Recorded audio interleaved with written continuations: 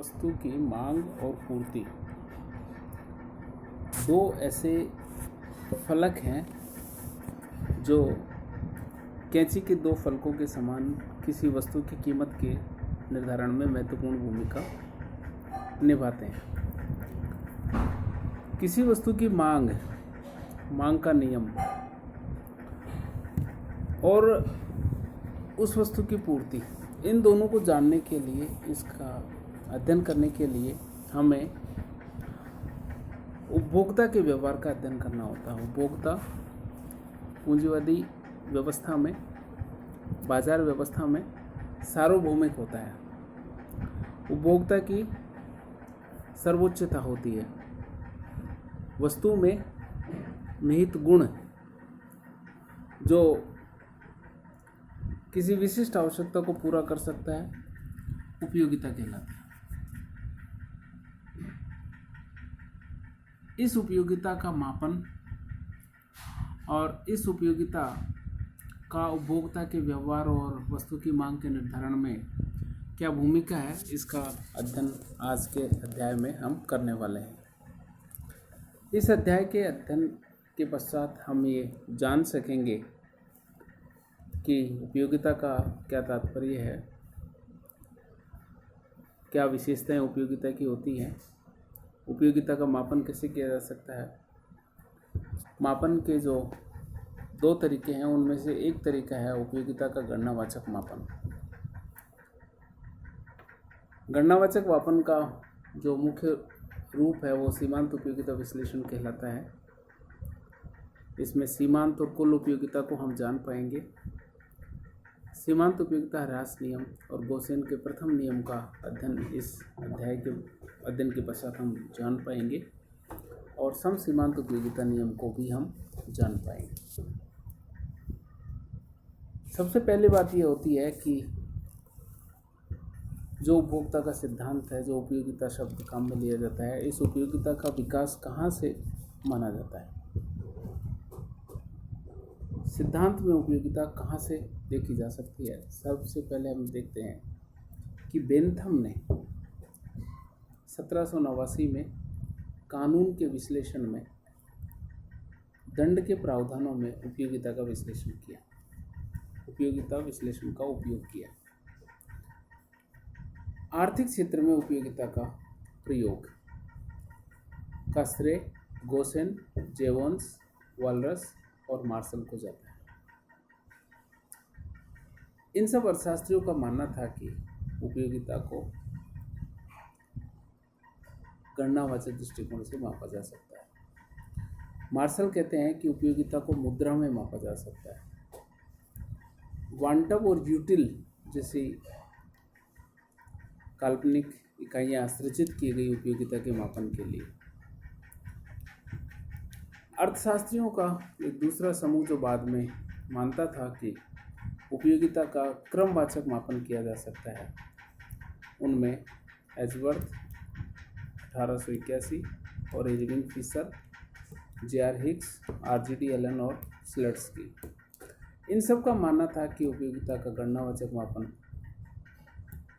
नहीं किया जा सकता। उपयोगिता स्वतंत्र और योगात्मक नहीं होती और इन्होंने क्रमवाचक विश्लेषण प्रस्तुत किया। सर्वप्रथम हम उपयोगिता के मतलब को समझते हैं। उपयोगिता का क्या तात्पर्य है। उपयोगिता का तात्पर्य है किसी वस्तु का वह गुण जो किसी विशिष्ट आवश्यकता को पूरा करती है। जैसे पेन से लिखने की आवश्यकता पूरी होती है, पंखा से हवा, गर्मी दूर होती है, हवा लगती है। इसी तरह किसी वस्तु का वह गुण जो आवश्यकता को संतुष्ट करता है उपयोगिता कहलाता है। उपयोगिता वस्तु की मात्रा पर निर्भर करती है, जिसको हम उपयोगिता फलन से समझ सकते हैं। उपयोगिता फलन U = function of X Y Z.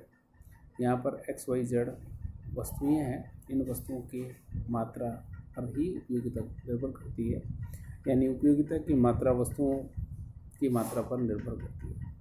उपयोगिता वस्तुओं की मात्रा पर निर्भर करती है, यह उपयोगिता फलन हमें बताता है। उपयोगिता का मतलब प्रत्याशित संतुष्टि से होता है। वास्तविक संतुष्टि, एक संतुष्टि जब हम कहते हैं कि वस्तु का उपभोग किया गया, उपभोग के पश्चात जो संतुष्टि मिली वो वास्तविक संतुष्टि है। और उपभोग से पहले वस्तु की उपयोगिता का अनुमान लगाना प्रत्याशित संतुष्टि है, और उपयोगिता का मतलब प्रत्याशित संतुष्टि से ही है। यह आवश्यक नहीं है कि वस्तु से मिलने वाली वास्तविक उपयोगिता उसकी प्रत्याशित संतुष्टि के समान हो। वास्तविक उपयोगिता प्रत्याशित संतुष्टि से अधिक भी हो सकती है और कम भी हो सकती है। इसलिए उपयोगिता का मतलब वस्तु से मिलने वाली प्रत्याशित संतुष्टि से है। उपयोगिता नैतिक दृष्टि से तटस्थ होती है। अनेक सारी आवश्यकताएं ऐसी होती हैं जो नैतिक दृष्टि से उपयुक्त नहीं होती। जिन वस्तुओं का उपभोग नैतिक दृष्टि से उचित नहीं होता, लेकिन उनमें उपयोगिता निहित होती है। विशेषकर हम देख सकते हैं कि धूम्रपान और नशे का सेवन नैतिक दृष्टि से ठीक नहीं माना जाता, लेकिन उन वस्तुओं में उपयोगिता निहित होती है। किसी विशिष्ट आवश्यकता तलब को पूरा करने की वो शक्तियाँ रखती है।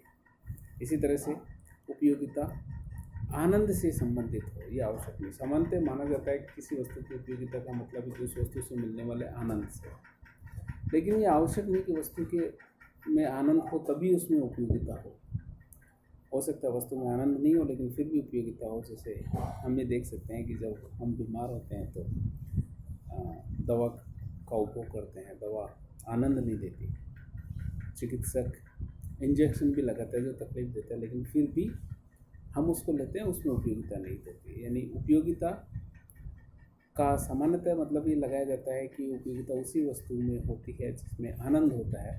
ऐसा नहीं है। अर्थशास्त्री मानते हैं कि उपयोगिता का आनंद से संबंध नहीं है, उपयोगिता का नैतिकता से संबंध नहीं है। उपयोगिता वस्तु के गुण पर निर्भर करती है, उपभोक्ता की मानसिक दशा पर भी निर्भर करती है और समय पर भी निर्भर करती है। प्रत्येक व्यक्ति के लिए वस्तु की उपयोगिता अलग हो सकती है, अलग अलग समय में उपयोगिता अलग हो सकती है, और ये वस्तु के गुण और उपभोक्ता पर निर्भर करती है। इसलिए उपयोगिता सापेक्षिक है। इसमें परिवर्तन पे, इन सब के बदलने पर उपयोगिता बदल सकती है। उपयोगिता के मापन के संबंध में दो विचार प्रचलित हैं। एक समूह यह मानता है कि उपयोगिता का गणनावाचक मापन किया जा सकता है, कार्डिनल मेजरमेंट जिसे कहते हैं। दूसरा समूह मानता है कि उपयोगिता का क्रमवाचक मापन किया जा सकता है, जिसको ऑर्डिनल कहते हैं। जैसा हमने देखा कि गणनावाचक दृष्टिकोण में मार्शल, वांटव, जेवेंस, वालरस ये अर्थशास्त्री थे, और क्रमवाचक दृष्टिकोण में RGD एलन, हिग्स और स्लट्सकी, एजवर्थ और फिशर जैसे अर्थशास्त्री थे। तो उपयोगिता के मापन में कार्डिनल मेजरमेंट, इस विश्लेषण को सीमांत उपयोगिता विश्लेषण भी कहा जाता है, और जो क्रमवाचक विश्लेषण है उपयोगिता का, इसको तटस्थ वक्र विश्लेषण के माध्यम से समझा जाता है। जब हम उपयोगिता को पढ़ते हैं तो एक हमें समझना आवश्यक होता है कि कुल उपयोगिता और सीमांत उपयोगिता क्या होती है। वस्तु की मात्रा के उपभोग से मिलने वाली उपयोगिता कुल उपयोगिता कहलाती है। हमने उपयोगिता फलन देखा, U = function of x, y, z। इसका मतलब ये तीन वस्तुएं हैं, इनसे मिलने वाली उपयोगिता कुल उपयोगिता होती है। यानी उपयोगिता वस्तु समूह से मिलने वाली उपयोगिता कुल उपयोगिता कहलाती है। सीमांत उपयोगिता का मतलब है कि वस्तु की एक अतिरिक्त इकाई के उपभोग से कुल उपयोगिता में जो परिवर्तन आता है वह सीमांत उपयोगिता कहलाता है। हम ये कह सकते हैं कि मान लीजिए किसी व्यक्ति द्वारा वस्तु की एक इकाई का उपभोग किया गया और मिलने वाली कुल उपयोगिता 20 के बराबर है। 2 इकाई का उपभोग किया गया और मिलने वाली कुल उपयोगिता 30 के समान है। तो दूसरी इकाई से मिलने वाली कुल उपयोगिता में से अगर पहली इकाई से मिलने वाली कुल उपयोगिता घटाएंगे तो दूसरी इकाई से मिलने वाली सीमांत उपयोगिता हमें प्राप्त होगी। जैसे हम देख सकते हैं, marginal utility of n = total utility of n minus total utility of n - 1। तीसरी इकाई से मिलने वाली सीमांत उपयोगिता बराबर 3 इकाइयों से मिलने वाली कुल उपयोगिता -3 - 1 यानी 2 इकाई से मिलने वाली कुल उपयोगिता के समान होगी। अर्थात एक अतिरिक्त इकाई के उपभोग से मिलने वाली उपयोगिता सीमांत उपयोगिता कहलाती है। जब वस्तु का उपभोग किया जाता है तो मिलने वाली उपयोगिता सीमांत उपयोगिता होती है, और वस्तु समूह से मिलने वाली उपयोगिता कुल उपयोगिता कहलाती है। जब हम इसको तालिका के रूप में दिखाते हैं कुल और सीमांत उपयोगिता का, तो एक संबंध हमारे सामने आता है। संबंध ये आता है कि जब कुल उपयोगिता बढ़ती है तो सीमांत उपयोगिता धनात्मक होती है। कुल उपयोगिता अधिकतम होती है दूसरा, तो सीमांत उपयोगिता शून्य होती है। और जब कुल उपयोगिता कम होती है तो सीमांत उपयोगिता ह्रासमान होती है। इस संबंध को हम आगे रेखाचित्र और तालिका के माध्यम से संबंध में यहीं पर एक प्रश्न ये आता है कि किसी वस्तु की कीमत निर्धारण में कुल उपयोगिता की अपेक्षा सीमांत उपयोगिता की महत्वपूर्ण भूमिका होती है। यानी वस्तु की कीमत सीमांत उपयोगिता से तय होता है। एक अतिरिक्त इकाई से मिलने वाली कुल उपयोगिता में जो परिवर्तन आता है वो सीमांत उपयोगिता कहलाता है। सामान्यतः अर्थशास्त्रियों के समूह के समक्ष एक प्रश्न उठाया जाता रहा है। प्रश्न ये होता है कि हीरा जो जीवन के लिए आवश्यक नहीं है और पानी जो जीवन के लिए बहुत आवश्यक है, पानी इतना जो जीवन के लिए आवश्यक है उसकी कीमत कम होती है, हीरा जो जीवन के लिए आवश्यक नहीं उसकी कीमत बहुत अधिक होती है। ऐसा क्यों होता है? पानी से मिलने वाली कुल उपयोगिता बहुत अधिक होती है और हीरे से मिलने वाली कुल उपयोगिता बहुत कम होती है। लेकिन पानी की मात्रा बहुत अधिक होती है, इसलिए पानी से मिलने वाली सीमांत उपयोगिता कम होती है। हीरे की मात्रा कम है, इसलिए उससे मिलने वाली सीमांत उपयोगिता अधिक होती है। और वस्तु की कीमत सीमांत उपयोगिता से तय होती है, इसलिए हीरा जीवन के लिए आवश्यक नहीं होने पर भी महंगा, यानी उसकी कीमत ज़्यादा होती है, उसमें उपयोगिता अधिक होती है। और पानी जो जीवन के लिए अति आवश्यक है उसकी सीमांत उपयोगिता कम होती है और उसकी कीमत कम होती है। इसलिए अर्थशास्त्री हीरे और पानी की कीमत और उपयोगिता का जो पहेली है उसको सीमांत उपयोगिता के माध्यम से समझाते हैं। और अर्थशास्त्रियों का कहना है कि वस्तु की कीमत सीमांत उपयोगिता से निश्चित होती है, तय होती है, न कि कुल उपयोगिता से। यहाँ हम देख सकते हैं वस्तु की इकाइयाँ 1, 2, 3, 4, 5, 6, 7 और मिलने वाली कुल उपयोगिता 12, 20, 26, 30, 32, 32 और 30। और सीमांत उपयोगिता 12। हम पहली इकाई से मिलने वाली उपयोगिता सीमांत उपयोगिता है। दूसरी इकाई से मिलने वाले कुल उपयोगिता में से पहली इकाई से मिलने वाले कुल उपयोगिता घटाएंगे तो 20 माइनस 12 8, 26 माइनस 20 6, 30 माइनस 26 4। इस तरह चौथी इकाई से मिलने वाली सीमांत उपयोगिता होगी। चौथी इकाई से मिलने वाले 4 इकाई से मिलने वाली कुल उपयोगिता में से 3 इकाई से मिलने वाली कुल उपयोगिता घटाने पर। इस तरह हम कुल और सीमांत उपयोगिता को आरेख के माध्यम से भी प्रदर्शित कर सकते हैं। एक्स अक्ष पे वस्तु की इकाइयाँ हैं और वाई वस्तु पर उपयोगिता है। ये कुल उपयोगिता और सीमांत उपयोगिता दोनों को हम प्रदर्शित कर सकते हैं। हम ये देख रहे हैं इस आरेख के माध्यम से कि जब कुल उपयोगिता बढ़ती है तो सीमांत उपयोगिता धनात्मक होती है। जब कुल उपयोगिता अधिकतम होती है, जैसे कुल उपयोगिता 32 पर अधिकतम है, तो सीमांत उपयोगिता 0 होती है। और जब कुल उपयोगिता ह्रासमान होती है, घटती है, तो सीमांत उपयोगिता ऋणात्मक होती है।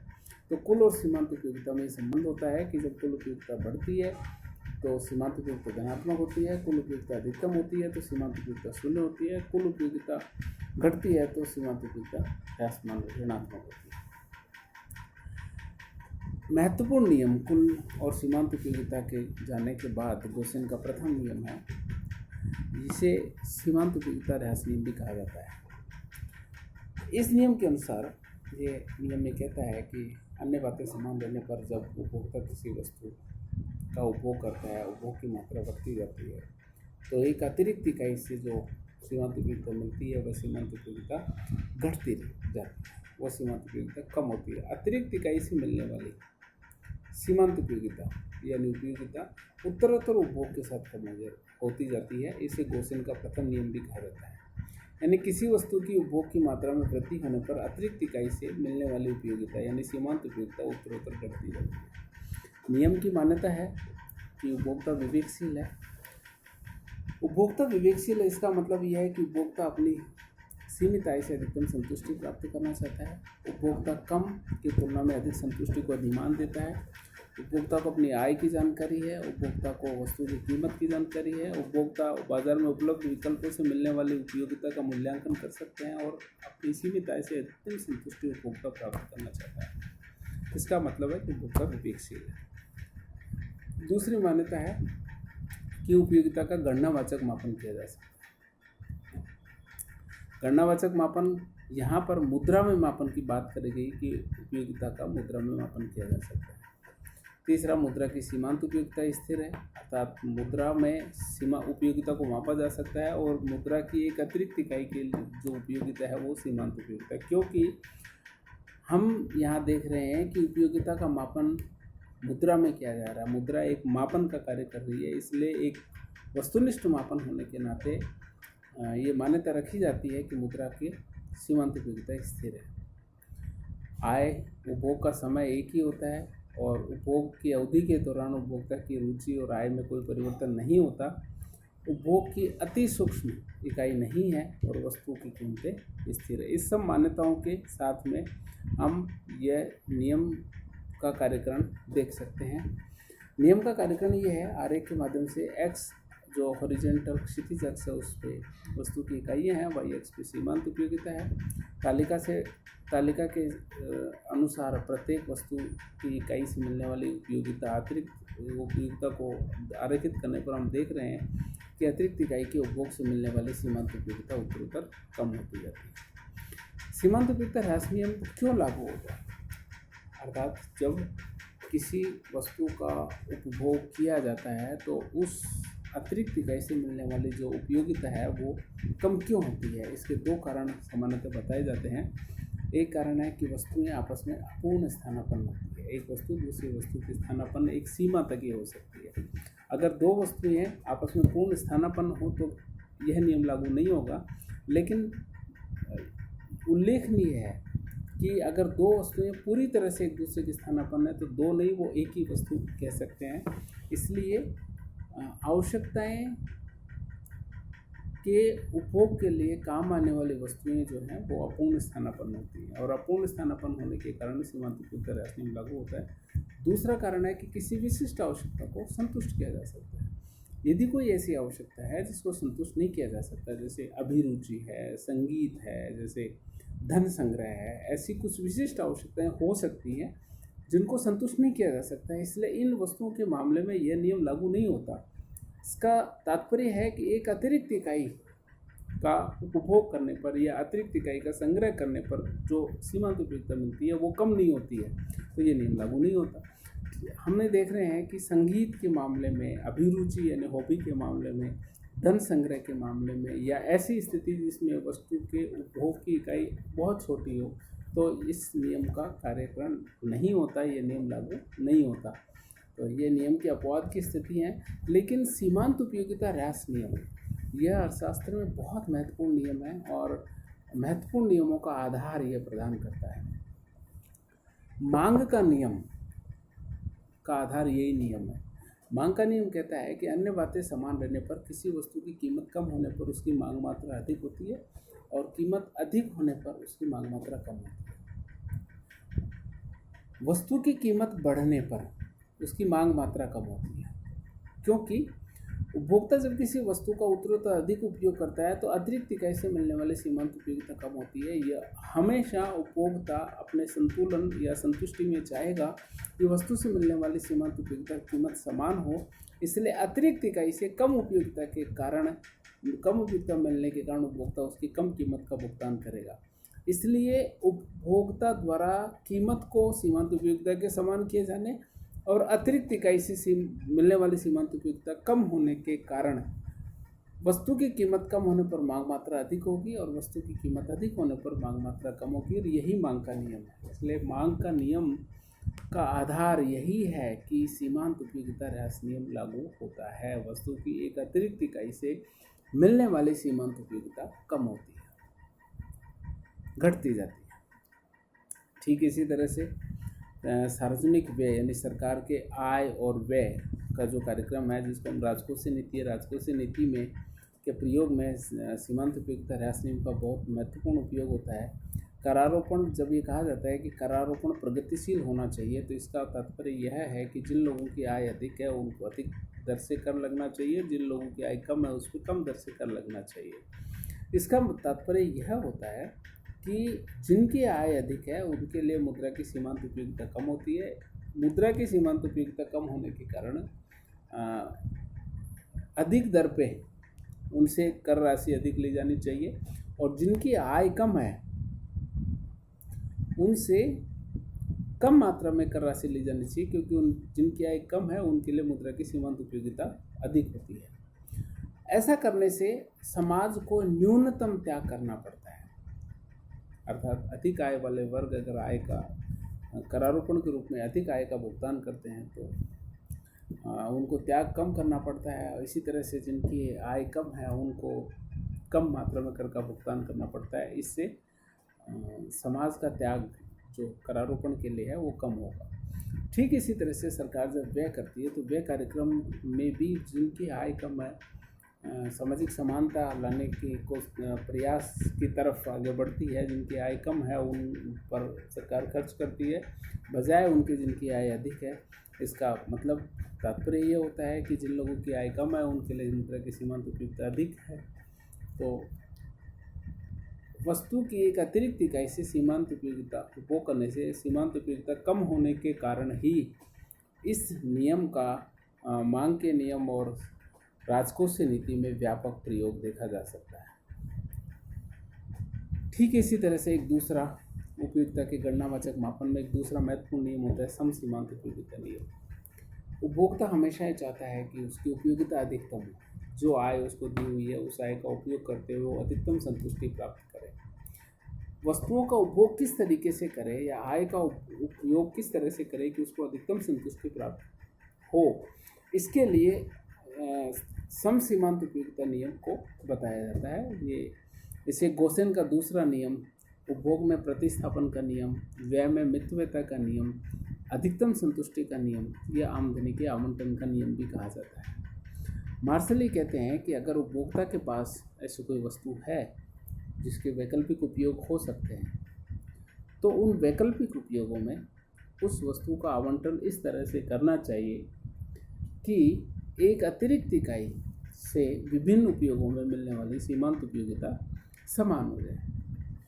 मान लीजिए उपभोक्ता के पास धन है, एक्स वस्तु में खर्च हो सकता है या वाई वस्तु में खर्च हो सकता है, तो एक्स और वाई वस्तु में उस व्यय को इस तरीके से आवंटित करना चाहिए और तब तक आवंटित करना चाहिए जब तक उन विभिन्न उपयोगों में, दोनों उपयोगों में अंतिम इकाई से, मुद्रा की अंतिम इकाई से मिलने वाली सीमांत उपयोगिता है वो समान हो। अगर ऐसा होगा तो उपभोक्ता अधिकतम संतुष्टि प्राप्त कर पाएगा, उपभोक्ता को मिलने वाली संतुष्टि अधिकतम होगी। यह नियम कुछ निश्चित मान्यताओं के अधीन है। जैसा हमने कहा, उपभोक्ता विवेकशील है, अर्थात उपभोक्ता कम की तुलना में अधिक संतुष्टि को अधिमान देता है। उपभोक्ता अपनी संतुष्टि को अधिकतम करना चाहता है। उपयोगिता का गणनावाचक मापन किया जा सकता है और ये मापन मुद्रा में किया जा रहा है। यहाँ पे माना जा रहा है कि मुद्रा में मापन किया जा सकता है। क्योंकि मुद्रा सीमांत उपयोगिता का मापन करती है, इसलिए मुद्रा की सीमांत उपयोगिता एक अतिरिक्त इकाई की उपयोगिता स्थिर रहती है। समय की अवधि दी हुई है, उपभोक्ता की रुचि और आय स्थिर है, वस्तुओं की कीमतें स्थिर हैं और प्रत्येक वस्तु की मिलने वाली उपयोगिता स्वतंत्रता है। इन मान्यताओं के पालन होने पर यह देखा जाता है कि एक अतिरिक्त इकाई के उपभोग से मिलने वाली सीमांत उपयोगिता कम होती है। साथ ही जब उपभोक्ता के पास ऐसी कोई वस्तु है जिसके विभिन्न वैकल्पिक उपयोग हो सकते हैं तो उन विभिन्न वैकल्पिक उपयोगों में उस वस्तु का आवंटन इस तरह से किया जाता है कि अंतिम इकाई से मिलने वाली सीमांत उपयोगिता सभी उपयोगों में समान हो। यदि उपभोक्ता द्वारा ऐसा किया जाता है तो उससे मिलने वाली संतुष्टि अधिकतम होगी, इसलिए इसको अधिकतम संतुष्टि का नियम भी कहा जा सकता है। इस नियम को हम आरेख के माध्यम से समझ सकते हैं। तालिका के अनुसार वस्तु की इकाइयाँ 1, 2, 3, 4, 5, 6, 7 इकाइयाँ हैं। एक्स वस्तु की सीमांत उपयोगिता 42, 35, 30, 28, 20 और 15 है। वाई वस्तु की सीमांत उपयोगिता 32, 30, 28, 18, 10 और 8 है। हम ये देख रहे हैं, मान लीजिए एक्स वस्तु की कीमत 1 रुपये है और वाई वस्तु की कीमत भी 1 रुपये है और उपभोक्ता की आय 7 रुपये है। तो उपभोक्ता पहली वस्तु एक्स पर खर्च करेगा क्योंकि एक्स से मिलने वाली सीमांत उपयोगिता 42 है जो सर्वाधिक है। दूसरा रुपया उपभोक्ता एक्स वस्तु पे खर्च करेगा क्योंकि दूसरा रुपये एक्स पे खर्च करने पर 35 के बराबर सीमांत उपयोगिता मिलती है जो सर्वाधिक है। तीसरा रुपया वो उपभोक्ता वाई वस्तु पे खर्च करेगा क्योंकि उससे मिलने वाली सीमांत उपयोगिता 32 होगी। इस तरह उपभोक्ता उत्तरोत्तर क्रम में मुद्रा खर्च करता है और अधिकतम उपयोगिता प्राप्त करता है, तो वो 4 इकाइयाँ x की और 3 इकाइयाँ y की खर्च कर करके 7 रुपये को पूरा खर्च कर सकता है। और x की अंतिम चौथी इकाई से मिलने वाली सीमांत उपयोगिता 28, y की अंतिम तीसरी इकाई से मिलने वाली सीमांत उपयोगिता 28 दोनों समान हो जाती हैं। अर्थात दोनों वस्तुओं पर उपभोक्ता अपनी आय को इस तरीके से खर्च करता है कि दोनों वस्तुओं की अंतिम इकाई से मिलने वाली सीमांत उपयोगिता 28 समान हो जाती है। अर्थात x वस्तु की सीमांत उपयोगिता और उसकी कीमत, y वस्तु की सीमांत उपयोगिता और कीमत दोनों का अनुपात बराबर है। उपभोक्ता के बजट में जितने भी वस्तुएं हैं, ये केवल 2 वस्तुएं हैं, इस तरह 2 से अधिक वस्तुएं भी हो सकती है। उपभोक्ता के बजट में जितने भी वस्तुएं हैं, अगर उन वस्तुओं की सीमांत उपयोगिता और कीमत का अनुपात समान होता है और इस तरह से आवंटन उपभोक्ता द्वारा किया जाता है, तो यह आवंटन उपभोक्ता को अधिकतम संतुष्टि प्रदान करने वाला होगा। यह जो संतुष्टि मिलेगी, 7 रुपये खर्च करने पर यह संतुष्टि मिलेगी, यह किसी भी दूसरे विकल्प की तुलना में अधिक संतुष्टि होगी। यदि वस्तु की कीमत अलग है, अलग अलग कीमत है, तो उनकी सीमांत उपयोगिता और कीमत का अनुपात निकालेंगे जो विभिन्न उपयोगों में समान आना चाहिए। आरेख के माध्यम से देख सकते हैं x अक्ष में x वस्तु की इकाइयाँ, y वस्तु की सीमांत उपयोगिता है। तो नीला जो वक्र है वो x वस्तु से मिलने वाली सीमांत उपयोगिता है और लाल रेखा जो है वो y वस्तु से मिलने वाली सीमांत उपयोगिता है। इस तरह हम देख रहे हैं कि उपभोक्ता x वस्तु की 4 इकाइयाँ और y वस्तु की 3 इकाइयों का उपभोग करके समान मात्रा में मुद्रा की दोनों वस्तुओं में मुद्रा की 1 इकाई से मिलने वाली सीमांत उपयोगिता को समान करता है। यानी x वस्तु से मिलने वाली सीमांत उपयोगिता और उसकी कीमत का अनुपात y वस्तु से मिलने वाली सीमांत उपयोगिता और कीमत के अनुपात के बराबर है और यह अनुपात मुद्रा की सीमांत उपयोगिता के समान होगा। जब हम ये देखते हैं कि इस तरह का इस नियम का पालन करने पर उपभोक्ता अधिकतम संतुष्टि प्राप्त कर सकता है, तो यह अधिकतम संतुष्टि का नियम होता है, यानी उपभोक्ता का अधिकतम संतुष्टि इससे प्राप्त होती है। यह नियम अत्यधिक उपयोगी है यदि हमारे पास समय है और विभिन्न उपयोगों में समय का आवंटन किया जाता है, तो समय की 1 इकाई से विभिन्न उपयोगों में मिलने वाले सीमांत उपयोगिता समान हो, ऐसा अगर पालना करते हैं तो समय का अधिकतम उपयोग किया जा सकता है। विनिमय में इस नियम का उपयोग वस्तुओं के मध्य विनिमय तब तक होना चाहिए जब तक कि अंतिम इकाई से सीमांत उपयोगिता विभिन्न उपयोगों में समान नहीं हो जाए। उत्पादन के साधन का उपयोग, क्योंकि हमें पता है कि उत्पादन के साधन सीमित हैं, उन साधनों का वैकल्पिक उपयोग हो सकता है, तो उन विभिन्न वैकल्पिक उपयोगों में तब तक रीअलोकेशन होना चाहिए जब तक कि अंतिम साधन की इकाई से विभिन्न उपयोगों में मिलने वाले सीमांत उत्पादन समान नहीं होगा। ऐसा नहीं हो जाता। जब सीमांत उत्पादन समान होता है तो साधन की उत्पादकता अधिकतम होती है। संपत्ति का विभिन्न में विभाजन, विभिन्न प्रयोगों में विभाजन प्रतिफल के लिए इस तरह से आवंटित होना चाहिए कि एक अतिरिक्त इकाई से मिलने वाला प्रतिफल विभिन्न उपयोगों में समान हो। ऐसा होगा तो हमारे प्रतिफल की अधिकतम प्राप्त होंगे। लेकिन विभिन्न उपयोगों के मध्य प्रतिस्थापन के लिए साधनों जो वस्तुएं हैं उनका आकार समान होना चाहिए। हम मान लेते हैं एक तरफ पशुओं में गाय है, दूसरी तरफ बकरी है। जब हम विनिमय करते हैं या एक के स्थान पर दूसरे का उपयोग करते हैं तो उनमें प्रतिस्थापन किया जाना, वस्तुओं का अगर जो विनिमय की वस्तुएं हैं उनका आकार अलग अलग होता है या उनकी विभाज्यताएं नहीं हो सकती है, तो उनके विनिमय का प्रतिस्थापन अंतिम इकाई से मिलने वाली सीमांत उपयोगिता को समान करने में समस्या होती है। बजट अवधि निश्चित नहीं होती है तो ये नियम लागू नहीं किया जा सकता। उपयोगिता का मापन, जैसा हमने कहा कि यह नियम इस बात पर आधारित है कि उपयोगिता का मापन गणनावाचक किया जा सकता है, लेकिन गणनावाचक मापन की समस्या है, उपयोगिता का गणनावाचक मापन नहीं किया जा सकता। मुद्रा में नहीं किया जा सकता क्योंकि मुद्रा की सीमांत उपयोगिता स्थिर नहीं है। व्यक्ति के हिसाब से, प्रयोग के हिसाब से, समय के हिसाब से, स्थान के हिसाब से उपयोगिता अलग अलग होती है, इसलिए उपयोगिता सापेक्षिक है। स्थिर नहीं होने के कारण सीमांत उपयोगिता परिवर्तनशील है। उपयोगिता का मापन कठिन है और यह अवास्तविक मान्यताओं पर आधारित है, इसलिए ये सब इसकी आलोचना होने के बावजूद भी ये नियम महत्वपूर्ण अंतर्दृष्टि अर्थशास्त्र में प्रदान करता है और यह इस नियम का पालन करने पर उपभोक्ता अधिकतम संतुष्टि प्राप्त कर सकता है। इस प्रकार इस अध्याय में हमने उपयोगिता के गणनावाचक मापन, सीमांत उपयोगिता और कुल उपयोगिता, सीमांत उपयोगिता और कुल उपयोगिता का संबंध, सीमांत उपयोगिता ह्रास नियम और सम सीमांत उपयोगिता नियम जो उपभोक्ता के अधिकतम संतुष्टि को दर्शाता है, उसका अध्ययन किया। और अध्ययन जो है अगले अध्याय में हम उपयोगिता के क्रमवाचक मापन का अध्ययन करेंगे।